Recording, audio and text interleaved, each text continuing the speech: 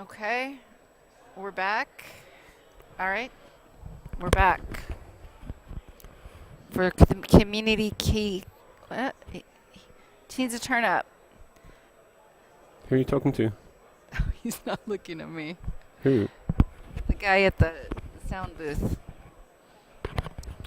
Okay, we're ready to start. Hello?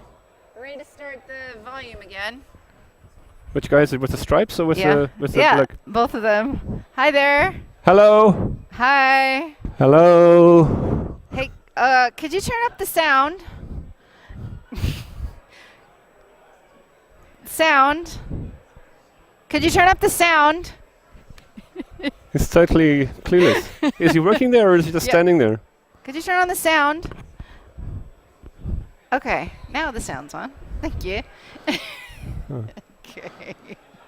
All right, thanks to our crowd out there for assisting me with the sound. All right, community cast, so we're back. Geertjan joins us again today. Thanks, welcome back, Geertjan. Thank you for having me back. Okay. So this morning we talked a little bit with the NetBeans Dream Team, but you're here this week also talking about Oracle Jet. You have a session on Oracle Jet. So maybe tell us a little bit about yourself and about Oracle Jet. Well, I work, I'm from Amsterdam in the Netherlands, and I've worked for Sun before the takeover, and I'm part of Oracle, and I've worked on NetBeans for a long time. But at the same time, increasingly, I'm working on Oracle's JavaScript platform. So about 3 years ago, we started standardizing the JavaScript libraries and technologies that organizations inside Oracle are using. Because of course everyone is interested in JavaScript nowadays, and it's becoming more popular. The browser is becoming better and better, and there are more libraries coming out, more technologies coming out around JavaScript, and the ecosystem is really vibrant. So the question worth asking is, could you create enterprise applications in JavaScript? From the Oracle point of view, do you have to use Apex and ADF, or from outside Oracle, do you have to use all the different languages that are out there and transpile down to JavaScript, or should you just write in native JavaScript, which is the language of the browser? So it makes sense to ask whether you could write native JavaScript applications without some intermediate step, without some compilation or transpilation down to JavaScript. And of course, there are many libraries out there. There's Angular, and there's Backbone, and there's hundreds of different technologies and libraries out there. And we thought, to standardize within Oracle, let's not create a new framework, and let's not create a new library. And so instead, we created a toolkit. So Oracle Jet, the JET stands for JavaScript Extension Toolkit, and it's not Oracle Jeff, which JavaScript extension framework, and it's not an Oracle Jeff. It's not Oracle Jeff. It's Oracle Jet. Right. So it's a generic collection of existing libraries like jQuery, jQuery UI, Knockout, Require, libraries that are widely used in the JavaScript ecosystem that we've bundled together. And we've added some graphs and charts on top, so we've created our own visualization component library, but including buttons and grids and tables and all of these things on top of jQuery UI, and those are all available for free on GitHub, so anyone can use them. If you're using jQuery UI already, you can just include these charts and so on in your application. But also, aside from those charts and components and the open source libraries, a third part of Jet is an architecture. So we have this idea of how to structure a JavaScript application in such a way that those libraries fit into it well, but also that there's a modularity system based on top of Require.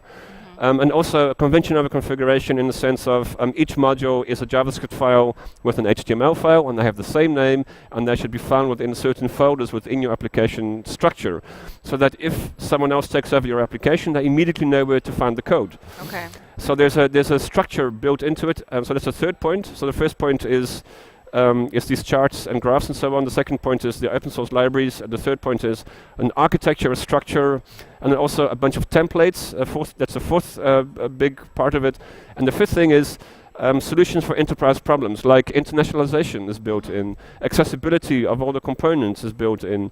So typical and security concerns are handled, and so typical enterprise problems are solved out of the box, and you can just hook into those existing solutions. Yeah. So that's someone creating finance applications, business, enterprise applications. Typically, you want a dashboard to visualize some underlying data. that there is everything is ready for you to do that, and you can start working on your domain-specific code immediately. Okay. And I've been to your session where you go over the product, and it's really cool the way that you do it in your session. So you're doing kind of a live demo, live coding, where you're really able to highlight some of the main benefits that you just went over. So I found your session really beneficial. I haven't been to the one that you're doing here at Oredev. So well, I mean, and that's also what's part of it is there's a cookbook with recipes online. You can go to oraclejet.org, and all the components, all the charts, everything is there. You can see the code. You can copy the code from the page in the browser into your application. And there's also a related Oracle product, which is not free and open source, but a related one is called Oracle Application Builder Cloud Service, ABCS.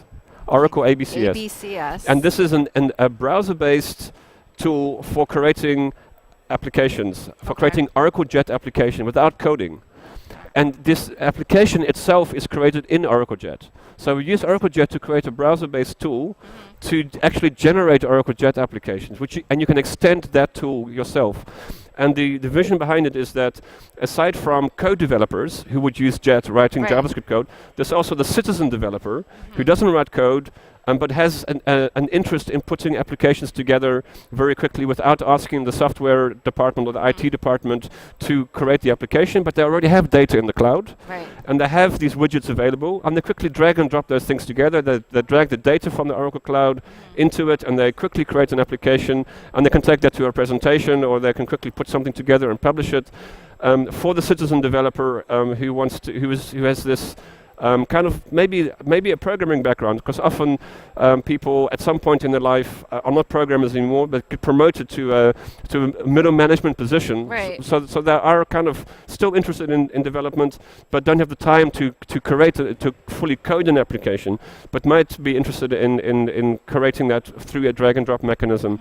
So that's also related to Oracle Jet. Yeah, very exciting stuff. So you can check out that session if you don't attend it in person. I know they're recording all of the sessions, so it's definitely worth watching. And so what have been the best things about the people attending your talk and some of the talks that you've been to here at Oredev this week? Well, I'm doing two talks, and there's this one generic JavaScript talk that I do, which is kind of explaining and increasing levels of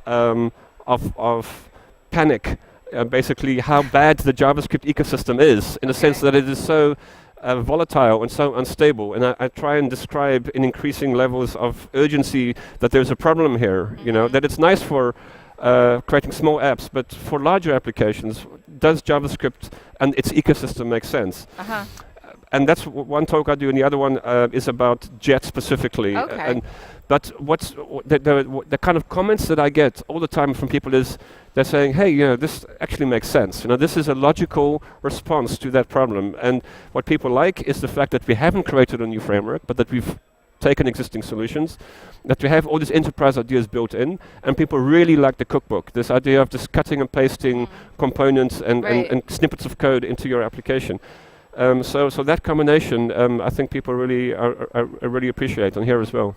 Well, I definitely haven't heard your talk that you just mentioned, the ecosystem talk. I should check that out for myself. I'm really familiar with the Java ecosystem, not so much the JavaScript ecosystem, but that's what's so interesting about Oredev, is that you have that mixing of different technologies at the conference. Which and also when I talk about the JavaScript ecosystem, at some point I say, the further you get into the JavaScript world from a Java background, the more you appreciate the Java ecosystem.